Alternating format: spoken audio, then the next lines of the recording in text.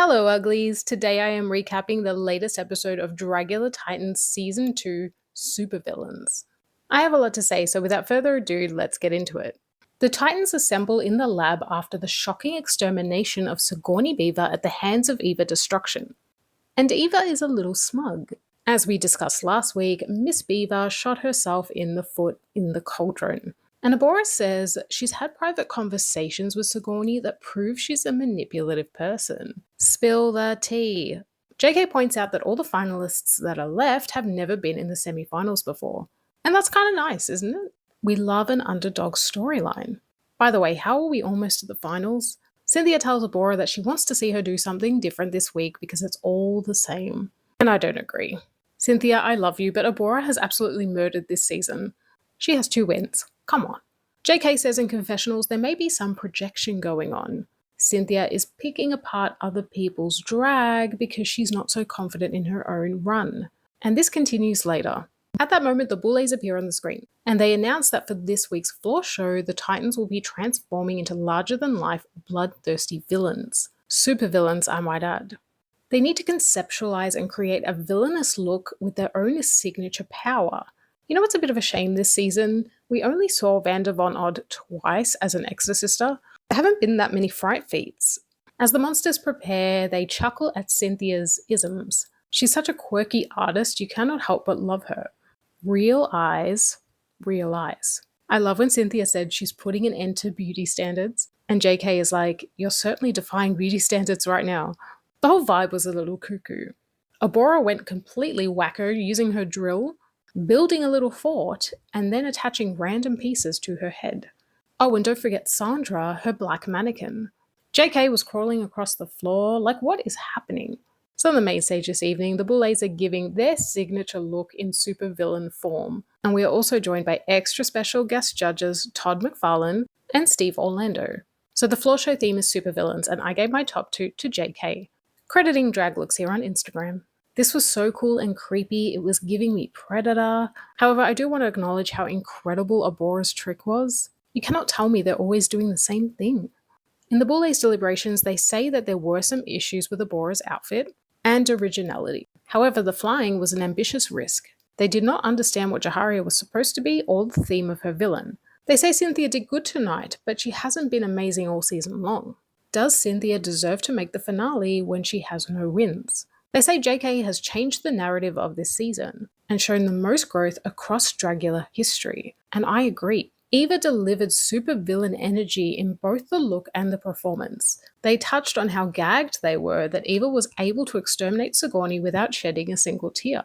So time for the judges' critiques, and first up is Cynthia. Todd liked the oddness of her costume and how she surprised him with the reveal. It was very cosmic horror Lovecraftian. Swan says she doesn't understand Cynthia's power because she didn't demonstrate it on the stage. Next is JK, and they say he made it work with a great performance. Drac appreciated the level of detail even in the boots. Swan says he is amazing at makeup and so talented. Eva is told she had the best floor show exit, and she says that this is the mother of the look she brought on season 3.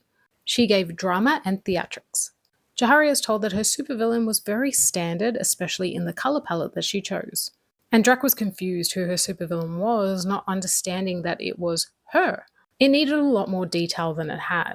And it's a shame because Jaharia is so good at performing, but the looks tend to let her down, which was a similar critique in 666. Last but not least, we have Abora. Todd says the trick was killer, but it could have used some smoke or fog. The judges say they've seen the stilts before, but she continues to innovate them. The character did need to be more original though, because it was basically Superman with an A. So the win ends up going to Eva Destruction, giving her 2 back-to-back wins and making her the first inductee into the grand finale. And I'm so happy for Eva, she's really deserved it, especially this season. I could have made a case for JK winning this week as well. Unfortunately, the remaining 4 will have to face the ghostly gallows and only 2 will survive. And that means we will end up having a top 4 because remember, there is a contestant from the Hellbound Showdown that will be joining them at the end. In the cauldron, JK expresses how perfect Eva is and how devastated he is at getting so close to the end with the chance of going home. I love the commitment and the waterworks. I was never worried about JK going home. Jaharia says she would give Eva a run for her money in the finale. Cynthia comes for Abora yet again, saying she just doesn't see the end for her. And Abora's like, I love you, Cynthia. We shouldn't be turning on each other. JK says Cynthia is better than this. She doesn't need to pick at others to make herself feel better. And JK saying that Cynthia will be his best friend forever actually made me tear up.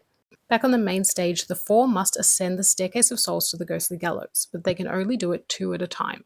And of course, they put Cynthia and JK together. We say goodbye to Cynthia and JK makes the finale.